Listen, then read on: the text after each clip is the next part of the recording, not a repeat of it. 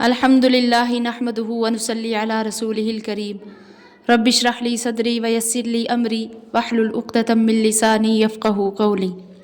یہ آیت کس موقع پر نازل ہوئی اور کس کے متعلق نازل ہوئی، اس کو ترجمہ کے بعد تفسیر میں ذکر کیا جائے گا۔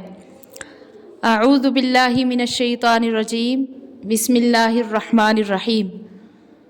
وَإِذَا جَاءَهُمْ أَمْرٌ مِّنَ الْأَمْنِ، اور جب ان کے پاس پہنچتی ہے کوئی خبر امن کی، اوِّ الْخَوْفِ یا ڈر کی، اذاعوا بِهِ تو اس کو مشہور کر دیتے ہیں، وَلَوْ رَدُّوهُ إِلَى الرَّسُولِ وَإِلَى أُولِي الْأَمْرِ مِنْهُمْ، اور اگر اس کو پہنچا دیتے رسول تک اور اپنے حاکموں تک، لَعَلِمَهُ الَّذِينَ يَسْتَنبِطُونَهُ مِنْهُمْ تو تحقیق کرتے اس کو جو ان میں تحقیق کرنے والے ہیں اس کی، یعنی کسی خبر کو بغیر تحقیق کے مشہور نہیں کرنا چاہیے، کیونکہ بعض اوقات وہ غلط نکلتی ہے اور اگر صحیح بھی ہوئی تب بھی بعض اوقات اس کا مشہور کرنا انتظامیہ کی مصلحت کے خلاف ہوتا ہے۔ وَلَوْلَا فَضْلُ اللَّهِ عَلَيْكُمْ وَرَحْمَتُهُ، اور اگر نہ ہوتا اللہ کا فضل تم پر اور اس کی مہربانی، لَاتَّبَعْتُمُ الشَّيْطَانَ إِلَّا قَلِيلًا تو البتہ تم پیچھے ہو لیتے شیطان کے مگر تھوڑے۔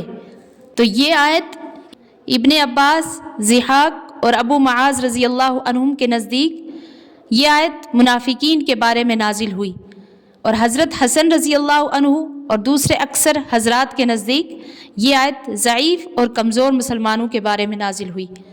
علامہ ابن کثیر رحمۃ اللہ علیہ نے اس آیت سے متعلق واقعات نقل کرنے کے بعد فرمایا کہ اس آیت کے شان نزول میں حضرت عمر بن خطاب رضی اللہ عنہ کی حدیث کو ذکر کرنا چاہیے۔ وہ یہ کہ حضرت عمر رضی اللہ عنہ کو یہ خبر پہنچی کہ رسول اللہ صلی اللہ علیہ وسلم نے اپنی بیویوں کو طلاق دے دی ہے، تو وہ اپنے گھر سے مسجد کی طرف آئے۔ جب دروازہ پر پہنچے تو آپ نے سنا کہ مسجد کے اندر لوگوں میں بھی یہی ذکر ہو رہا ہے۔ یہ دیکھ کر آپ نے کہا کہ اس خبر کی تحقیق کرنی چاہیے۔ چنانچہ آپ رسول کریم صلی اللہ علیہ وسلم کے پاس پہنچے اور پوچھا کہ کیا آپ نے اپنی بیویوں کو طلاق دی ہے؟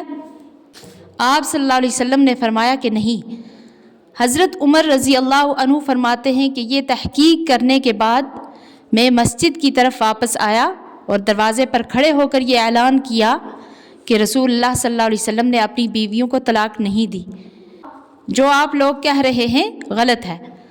تو اس پر یہ آیت نازل ہوئی، وَإِذَا جَاءَهُمْ أَمْرٌ آخر تک۔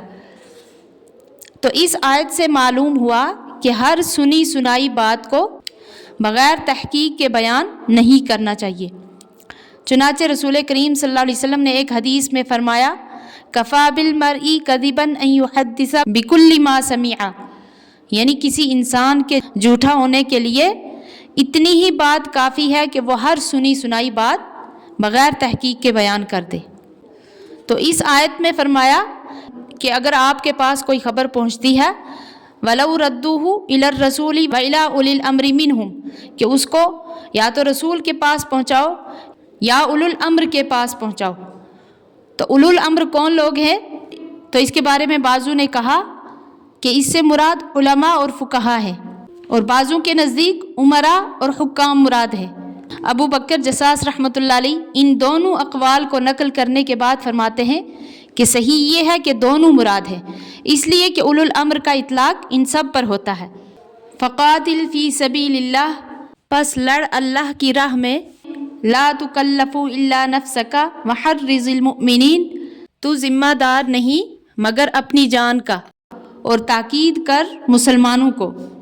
یہاں اللہ تعالیٰ آپ صلی اللہ علیہ وسلم سے مخاطب ہو کر فرما رہے ہیں کہ فقاتل فی سبیل اللہ، کہ جہاد کی اگر ضرورت معلوم ہوئی تو پس اللہ کی راہ میں جہاد کر۔ لا تکلف الا نفسک، تو ذمہ دار نہیں مگر اپنی جان کا، یعنی اگر کوئی تیرا ساتھ نہ دے اور جہاد کے لیے تیار نہ ہو تو اس کے بارے میں آپ کو نہیں پوچھا جائے گا۔ وحرض المؤمنین، آپ مسلمانوں کو خالی ترغیب دے دیجئے، پھر اگر کوئی ساتھ نہ دے تو آپ صلی اللہ علیہ وسلم بری الذمہ ہے، اور نہ تنہا رہ جانے کا غم کیجئے۔ عسى اللہ ان یکف بأس الذین کفروا، قریب ہے کہ اللہ بند کر دے لڑائی کافروں کی، یعنی کافروں کو مغلوب کر دے۔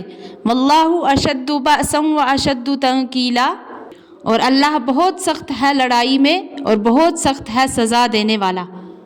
اس آیت کا شان نزول یہ ہے کہ جب غزوہ احد شوال میں ہو چکا تو رسول کریم صلی اللہ علیہ وسلم نے ذی قعدہ میں کفار کے وعدہ کے موافق بدر میں مقابلہ کے لیے جانا چاہا، جس کو مورخین بدر صغریٰ کے نام سے تعبیر کرتے ہیں۔ تو اس وقت بعض لوگوں نے تازہ زخمی ہونے کی وجہ سے اور بعض نے افواہی خبروں کی وجہ سے جانے میں کچھ تعامل کیا، تو اس پر اللہ تعالیٰ نے یہ آیت نازل فرمائی جس میں رسول کریم صلی اللہ علیہ وسلم کو یہ ہدایت کی گئی کہ اگرچہ کچے مسلمان لڑائی سے ڈرتے ہیں تو اے رسول تم تنہا اپنی ذات سے جہاد کرنے میں توقف نہ کرو، اللہ تعالیٰ تمہارا مددگار ہے۔ اس ہدایت کو پاتے ہی آپ صلی اللہ علیہ وسلم 70 ہمراہیوں کے ساتھ بدر صغریٰ کو تشریف لے گئے، جس کا وعدہ ابو سفیان کے ساتھ غزوہ احد کے بعد ہوا تھا۔ حق تعالیٰ نے ابو سفیان اور کفار قریش کے دل میں رعب اور خوف ڈال دیا اور کوئی مقابلہ میں نہ آیا اور وہ اپنے وعدہ سے جھوٹے ہوئے، تو اللہ تعالیٰ نے اپنے ارشاد کے موافق کافروں کی لڑائی کو بند کر دیا اور رسول کریم صلی اللہ علیہ وسلم اپنے ساتھیوں سمیت سلامتی کے ساتھ واپس تشریف لائے۔ اللہ تعالیٰ صحیح سمجھنے کی توفیق عطا فرمائے، آمین۔